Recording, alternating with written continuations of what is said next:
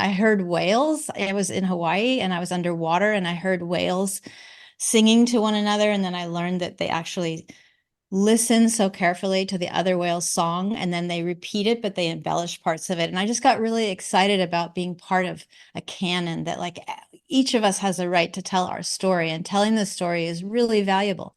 And only you could tell your story. Only I could tell my story. It's absolutely permitted.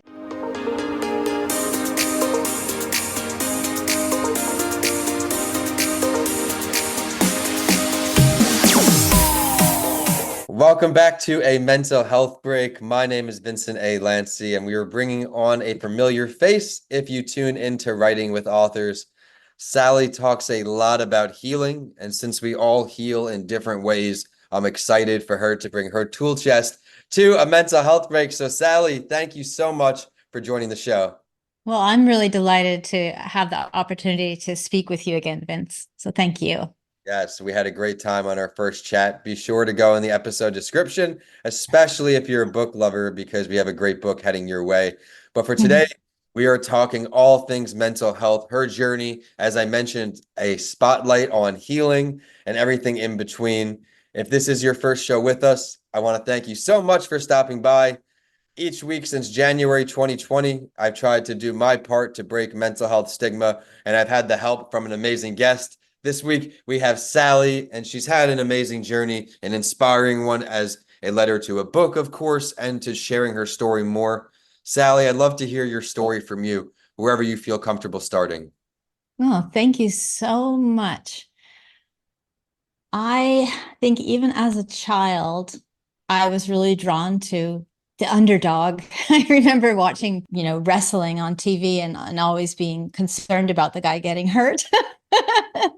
But I was trained in special education, and it really felt good to find that profession because it was all about equity and supporting each other, and recognizing that everybody has a challenge, and some people's challenges are quite hidden and others are very apparent, very exterior, and that there's no shame in this. It's part of what makes life rich. And I loved the profession because it was all about inclusivity, and I did a lot of work trying to support general education teachers to create a culture in their classroom where it wasn't that we're teaching to the one person, but we're teaching individuals. And admittedly for them, that's much harder than what I did. I taught individuals or small group. I just find it's delicious. It's just wonderful to find, to watch, in that case, it was children, watch them thrive when their successes were recognized, because everybody's really good at something. And then, working with that. And then if they had pain, if they had a lot going on in their personal life or in their experience at school because of how they learned, it was incredibly rewarding to support them and help them get traction, and also give them the therapeutic place in art, or maybe holding a soft animal or doing a drawing to align themselves with body, mind, spirit. Children are really good at that if we give them the opportunity. And sometimes a rest or acknowledging the dignity and beauty of that whole person, not just that student number that you're trying to get to read, just by like going personal for a moment, you could get way more learning done. So that was sort of what came together in my mind when you asked about healing. And I have my own healing, of course, my own healing story too. Yes, before we hop into your healing story, what motivated you to take that transition from working with individuals to now really hyper focusing on the next generation in the classrooms? I had the role of the education specialist. So I was like an instruction specialist. And usually I had a program where I alternated between one-on-one instruction and group. So it was in the structure of the public schools. There are advantages to each learning mode. But one-on-one is very helpful for for getting some traction with a given skill. The group is more fun because we're social creatures and magical things can happen when you work in a group. I love the one-on-one setting myself. I find I get the most out of when I'm with either my Spanish tutor or just in general. I always love the ability to ask more questions and get deeper involved. Thank you for sharing that, but I'm not going to move any further until we do circle back on your personal journey that you've had the courage to share. I know on many podcasts through your book, which we will also touch on. Everyone, don't worry. We will touch on that book too. Let's hear your story. My story, well, it's a story that continues to unfold, as all of our healing stories continue to unfold. We're never done healing. Healing is ongoing. And I would describe myself as having been quite an anxious child. There are aspects of our life as a family together that were positive, that I could gain confidence through, and it did involve nature. Come up, come see the moon, come see the sunset. My parents were into the cosmos.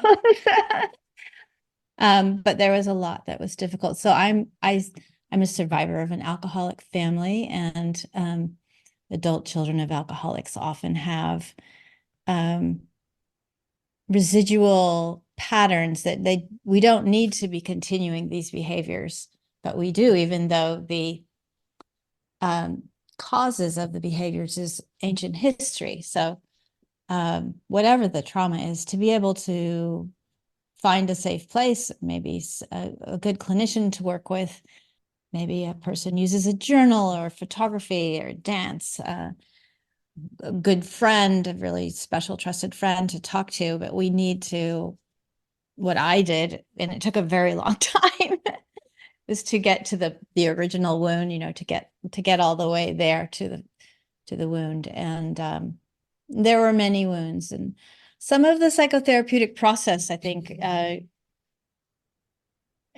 made me stuck in a sense with the victim mentality and alienated from my family. And I think actually it's really good to try and come together with your family no matter what happened. Everybody was trying their best, and we have to have compassion for what might sort of feel like our enemy or the person who almost killed us emotionally or physically.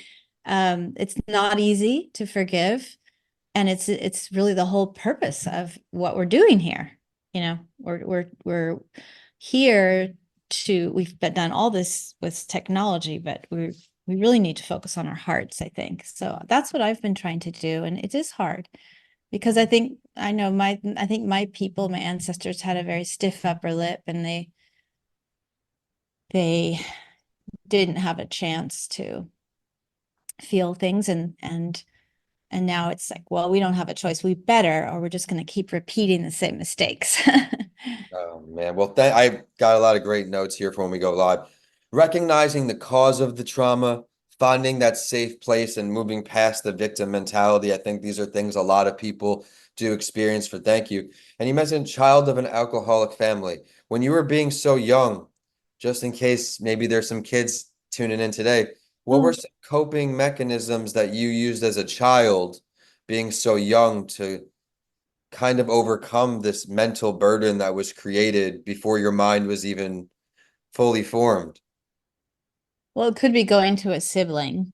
I like that. Often Yeah. in families that are struggling, the siblings can be incredibly supportive to one another. Or alternatively, there's just this toxicity coming in, and the pattern is repeating. But definitely there's some comfort there. We lived in the suburbs on the edge of development, and I went into the open space, into nature, more than once. And it was the great mother, the great mother earth, always was a consolation to me and a safe place. So I was lucky that was available. I also had neighbors who had a lot of stability and love in their home, and going to the house across the street turned out to be a big blessing that was there. And I wasn't the only kid in the neighborhood who was benefiting from that family. They just had a good thing going on, and they had extra love, and it was a safe place. So community, nature, Writing. I wrote in a journal when I was 13. I started writing. I found allies, teachers that were my allies. One in particular, a special interest if you have the opportunity to access it. So I did a lot of explorations in the wilderness, Let's and talk that about was that. well, I really found in middle school, children are kind of identifying who am I? And there's this great tendency to want to conform and be like everybody else. And it's like, well, what am I going to do? Am I going to do hockey or should I be on the baseball team? And I got in with this group of people who'd go on these backpacking trips with a teacher. It was the 70s and there wasn't all the, litigious stuff now. I mean, we just pile into an old Dodge van. It didn't even have seats. And we'd drive up to Yosemite and climb like the whole Clark Range in 10 days in the summer. And our parents were just delighted to have like, oh, great. Well, that one's going to be taken care of. But so that was really incredible. That was life-changing. Tell us Really. more. Tell us more. Life changing. Gotta ask more. Yeah, well, I was lucky. I had this great mentor at the school. Um, you feel good when you work your body really hard. There's been all these studies that show how athletics are so great for girls in terms of confidence. There's just something about trying your hardest and getting to know your body. Uh, Not as it might be defined by the opposite sex or of interest of the opposite sex, but just like, owning it. It's like, wow, this is me and this is what I can do, and I can satisfy my soul and have really good fun with this amazing body I have that's, got me up that mountain and down. And I saw things that changed my life because they were so beautiful. For me, I came into my spirituality Okay. when I was a kid. The mountains seemed like the gods, and I really wanted to climb up on top of them. I don't have that longing anymore. I just like to look at them. But yeah. Uh, and the forest, the trees, the wildflowers, the plants, the friendships that grew as we challenged ourselves. And there are a lot of ropes courses and things that have been, really successful for years with kids at risk. And so I kind of got in on the early side of outdoor education before it became institutionalized. I love it. Well, thank you for sharing that, everyone. Nature has been a big key for her, her big mental health tip, and she put some mindset tips in there as well, which I love. Another tip she previewed was how writing helped her. She started at age 13, journaling, leading all the way up to her book, now released, a mental health book. Let's now talk about this. Talk about the book or the writing. Anywhere you want to start in there. I thought it would just be so great to not be doing anything in the arts. And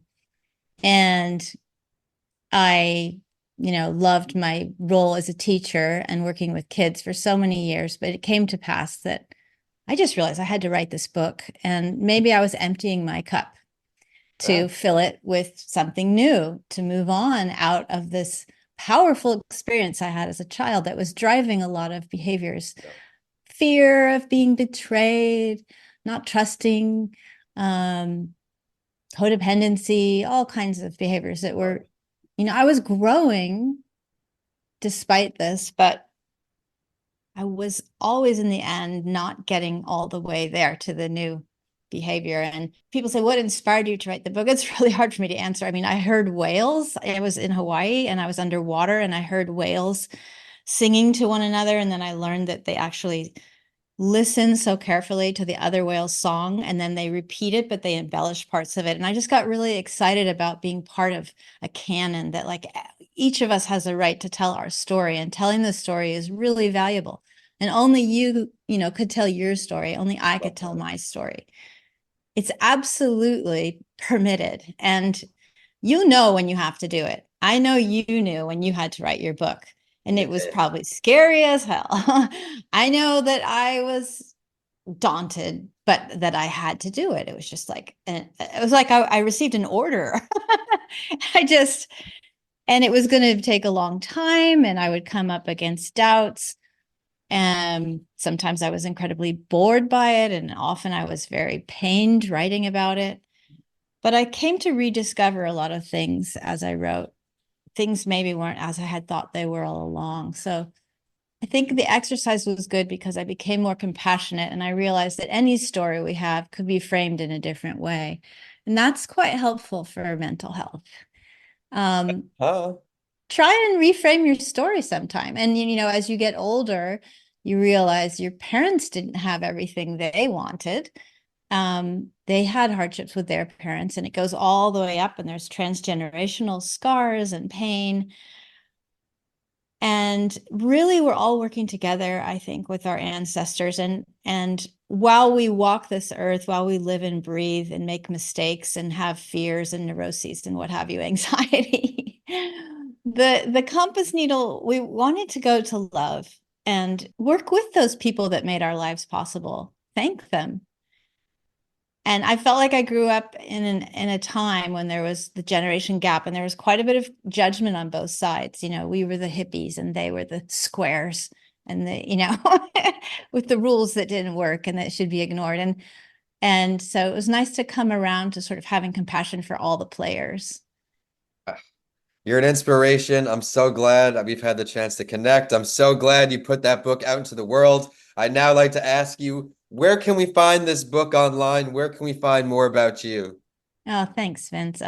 It's The Angle of Vanishing Stability, and it is available at your local bookstore. If they need to order it, they don't have it, they can look up Ingram Sparks. It's on Amazon, it's on bookshop.com, and it is Barnes and Noble. And I yeah, so I've really enjoyed the opportunity to discuss it with people. And I have a Substack account called Zephyr, and there's a lot of prose poetry there. However, I do have an excerpt of me reading from The Angle of Vanishing Stability. That is the title of the book. I love it. Well, thank you so much for the time today and helping all of our mental health champions out there, sharing your story and so much more. Be sure to check out the show next week. We are on all podcast platforms. Be sure to subscribe if you enjoyed today. I am at Vincent A. Lanci. The show is at a mental health break. We're on the social media platforms that you prefer. And today's show is brought to you by Coming Alive Podcast Production, your one-stop shop for podcasting. Head to comingalivepodcastproduction.com to learn more. And with that, we are signing off today. Sally, thanks again. Thank you. Thank you so much, Vince.